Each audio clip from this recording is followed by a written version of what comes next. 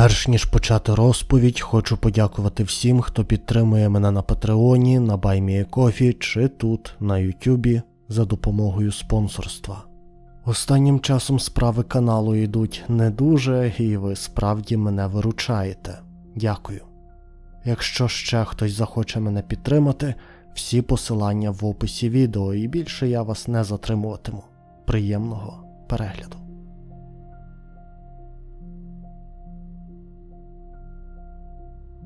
Меттью Джонсон та Дженніфер Глейдхілд всіма вважалися чудовою парою.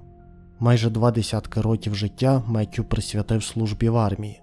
Спецпризначенець зелених беретів не раз побував у гарячих точках, серед побратимів він мав репутацію надійного та неконфліктного напарника. Про Дженніфер його друзі, які не раз вечеряли в домі подружжя, теж згадують із теплом, як про люблячу дружину та відповідальну матір. Їй 42, йому 51. Пара мешкала в передмісті Солт-Лейк-Сіті під назвою Котонвуд Хайтс, штат Юта, в пристойному будинку вартістю $1 мільйон в не менш престижному районі. Так як його дружина була домогосподаркою і забезпечувала домашній затишок, Меттью робив все, аби забезпечити свою сім'ю, тож жили вони в достатку. Для нього це було важливо, адже разом із Дженніфер вони виховували 3 дітей. 2 хлопчиків віком 11 та 7 років і наймолодшу дівчинку віком 5 років. Здавалося б, чого ще бажати. Але, схоже, ідеальне подружнє життя давно дало тріщину і ховало темні секрети від оточуючих. В липні 2024 року пара подала до суду запит на розлучення. Схоже, процес був непростим, адже суд постановив, що ці вкрай проблемні стосунки погіршуються вже тривалий час. Але це ще було не найгіршим. В серпні того ж року Дженніфер подала запит на судову заборону на наближення чоловіка, і як доказ вона надала запис їхньої сварки та переписок в соціальних мережах. Суддя відмовив у її запиті, і цілком ймовірно ця відмова та пояснення судді, чим його відмова вмотивована, стануть важливою цеглинкою у побудові майбутньої трагедії, що станеться вже наступного місяця у вересні 2024 року. І до речі, привіт усім, хто ще не спить опівночі.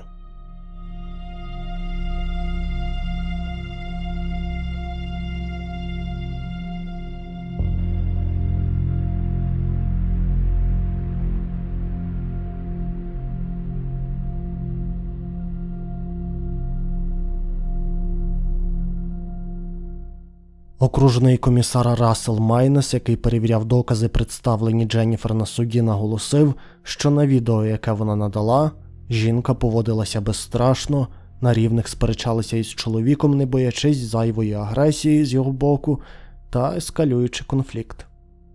За його ж свідченнями, в переписці, яку представила Дженніфер, вона поводилася провокуюче. Вона висміювала свого чоловіка, принижувала та ображала, очікуючи відповідної реакції. Відтак суд постановив, що хоча їй не потрібна заборона на наближення Меттью, все ж їм варто було попросити розлучення задовго до того, як вони це зробили.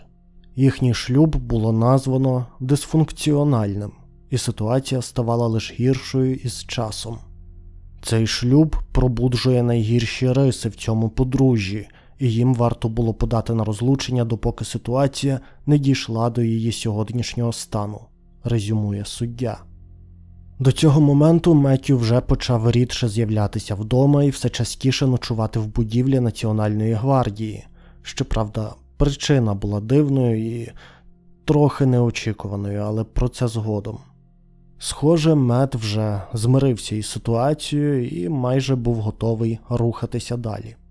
Зазвичай парам дають час, аби обміркувати своє рішення, але так як процес вже тривав кілька місяців, схоже, подружжя Джонсон-Глейдхілд отримало б своє розлучення. Єдине, що залишалося – врегулювати питання розподілу майна. Але до цього так і не дійшло. Адже 27 вересня 2024 року Дженніфер повідомила поліцію про загадкове зникнення свого чоловіка.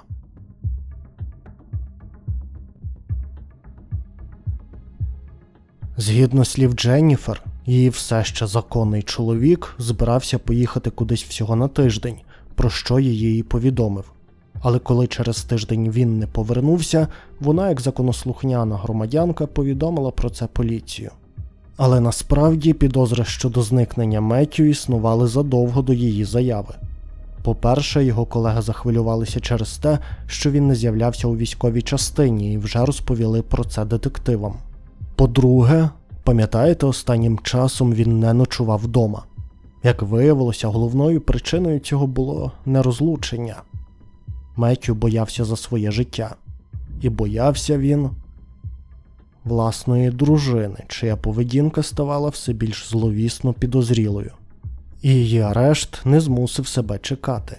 Але аби розставити всі крапки над «і», ми маємо повернутися в часі назад за 1 тиждень та 1 день до повідомлення про зникнення у 19 вересня 2024 року. Дженніфер зраджувала своєму чоловікові. Це не припущення, це факт. Він про це, звісно ж, не знав, але, ймовірно, підозрював, коли вже йшов процес розлучення. І перша важлива подія для розуміння подальших подій сталася саме між Джесікою та її коханцем 19 вересня 2024 року. Того дня вона навіщось показала йому заряджений пістолет. Він не надав цьому особливого значення, адже логічно, що зброя водилася в домі діючого військового, і, напевне, Дженніфер вона потрібна була для самозахисту. Але насправді причина була зовсім інша. Вона планувала вбивство.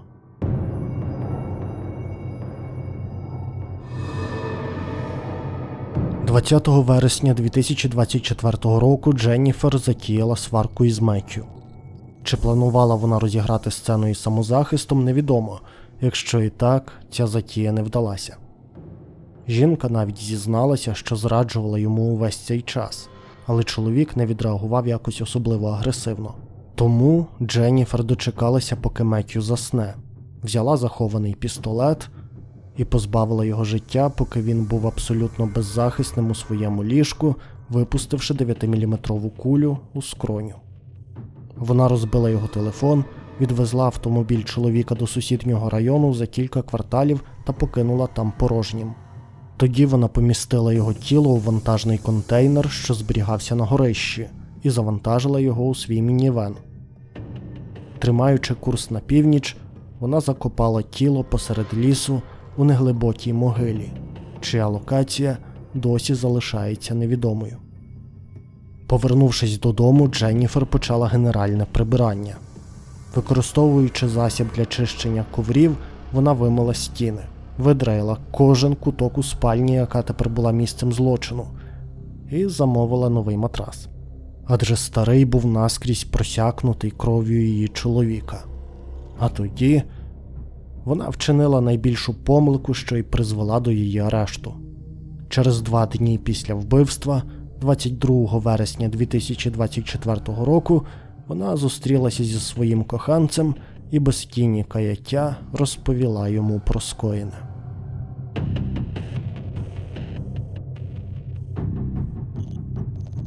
Аби відкинути сумніви, ви маєте знати. Все, що я вам щойно розповів, стало відомим саме з розповіді Дженніфер. Навіть не переказу коханця, а напряму від неї. Однак не поліції. Зараз все зрозумієте.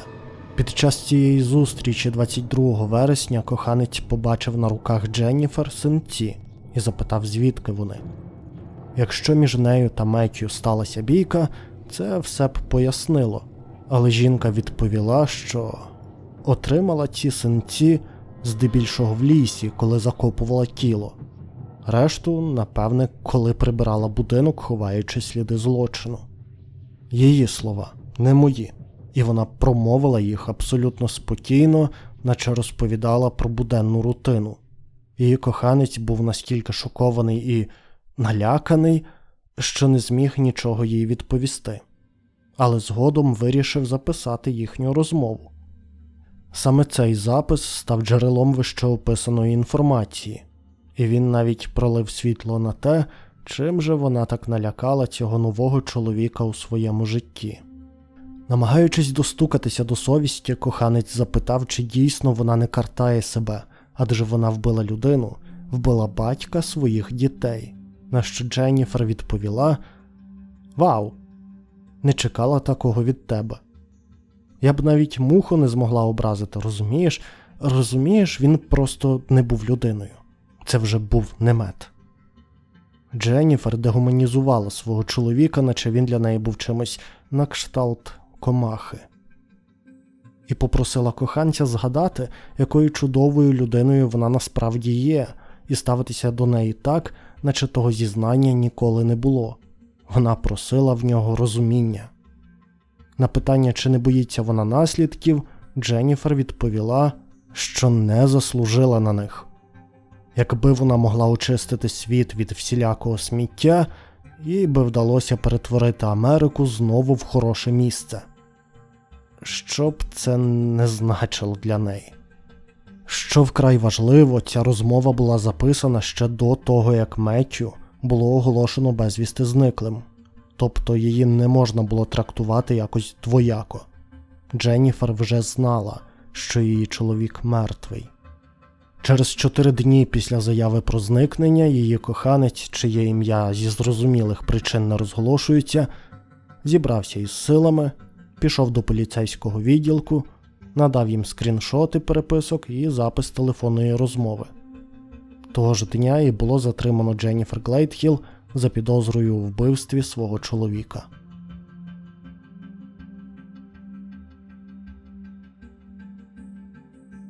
Насправді, детективи вже на другий день пошуку запідозрили, що в цій справі щось нечисто. Огляд спільного будинку подружжя розказав їм зовсім іншу історію, ніж та, яку розповідала жінка. Але зізнання її коханця розставило всі крапки над «і» та з'єднало всі знахідки воєдино. В спальні під ліжком було знайдено не до кінця відчищену пляму крові. Матрас був не просто чистим, на ньому не було слідів старіння. Його було замовлено через 3 дні після зникнення Меттью. Вся кімната була вичищена до блиску, але ультрафіолет показував коричневі бризки на стінах. Трекінг її телефону показував, що саме Дженніфер відвезла авто чоловіка туди, де його пізніше знайшли. Речових доказів у парі із записаним на диктофон зізнанням було більш ніж достатньо для арешту. Але детективів ще чекало багато роботи. Зрештою, не менш цікаві відкриття були попереду. Через 3 тижні після арешту Дженніфер, 24 жовтня 2024 року, також було арештовано і її батьків. Томас та Розалін Глейдфілди, 71 та 67 років, знаходилися на місці злочину наприкінці вересня щонайменше протягом 5 годин. Хоча заявляли, що були там менше години, провідуючи доньку. Як пізніше виявиться, вони були саме у той день, коли прибув новий матрас. На ті 5 годин вони повністю вимкнули свої телефони і хтось повністю скинув їхнє налаштування, аби видалити дані. На допиті Томас скаже детективам, що не заходив до кімнати, де стався інцидент. Ось тільки він не мав би знати, де сталося вбивство. Таким чином він ненароком зізнався, що знав, де було місце злочину. Під час обшуку будинку батьків детективи знайшли контейнер для зберігання пістолета Glock 19X, захований під дитячий комбінезон. Пістолет цілком відповідав опису того, який Дженніфер показувала своєму коханцю. Томаса та Розалін звинуватили за 4 статтями перешкоджання правосуддю, зокрема за приховування доказів.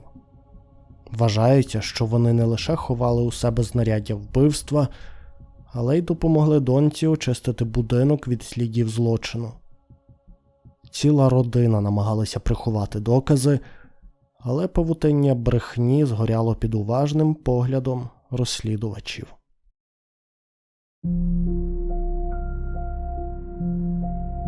Пошуки загиблого охопили величезну територію на півночі штату Юта аж до його кордону зі штатом Айдахо. В них взяли участь десятки поліцейських та волонтерів, включаючи військових друзів та побратимів Меттью, які згодом організують власний, приватний пошук, коли офіційний не дасть результатів. Все, що їм вдалося знайти, це захисний чохол для автомобіля зі слідами крові. Можна із певністю сказати, що він належав Дженніфер, адже на тканині знайдено сліди крові її чоловіка. Це стало черговим доказом проти неї, але тіло Меттью все ще не було знайдено. Пошуки досі тривають. Його друг, який прослужив із Меттом 12 років і бере участь в пошуках, скаже журналістам, що вкрай розчарований пошуком і ситуацією загалом. Я не раз гостював у їхньому домі. Ми із Дженніфер разом ділили хліб, а тепер виявилося, що вона вбила мого друга. Я не можу цього прийняти.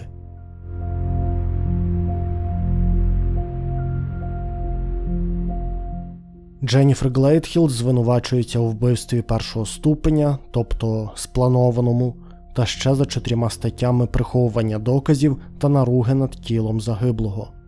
Вона не визнала себе винною за жодним із обвинувачень. Судовий процес заплановано на грудень цього року.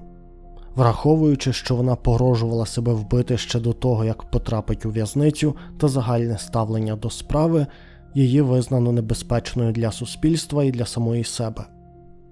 Саме тому їй відмовили у заставі, і вона залишатиметься під вартою аж до оголошення вироку. Вже під час суду з'явилося кілька додаткових деталей у справі. Наприклад, виявляється, що життя Меттью було,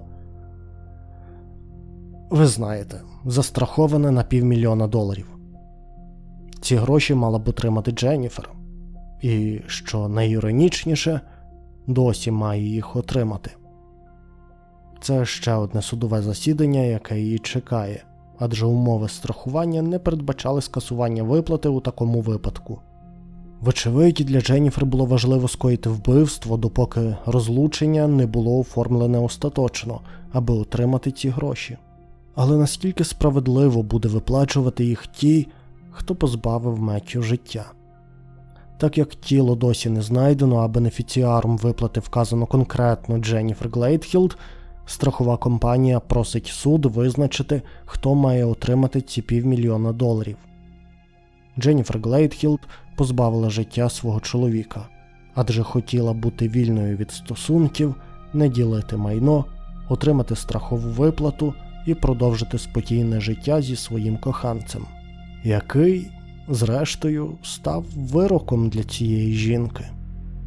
І найсумніше у цій історії, звісно ж, те, що 3 дітей практично залишилися сиротами. Їхній батько помер, а їхня мати проведе у в'язниці майбутнє десятиліття за вбивство їхнього батька.